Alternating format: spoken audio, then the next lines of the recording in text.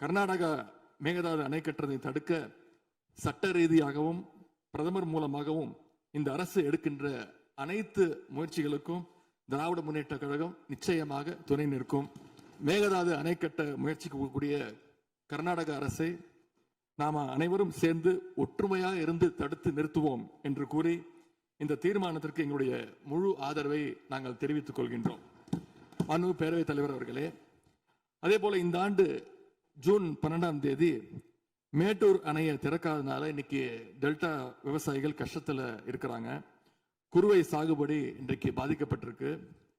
அடுத்து நடக்க இருக்கக்கூடிய காவிரி வாட்டர் மேனேஜ்மெண்ட் அத்தாரிட்டி கூட்டத்தில் இது தொடர்பாக தமிழ்நாடு அரசு நம்முடைய தரப்பு நியாயங்கள் எல்லாம் எடுத்து வச்சு நமக்குரிய நீரை விரைவாக பெற்று தரணும்னு அந்த விவசாயிகள் சார்பாக இந்த அவையை நான் கேட்டுக்கொள்கின்றேன்.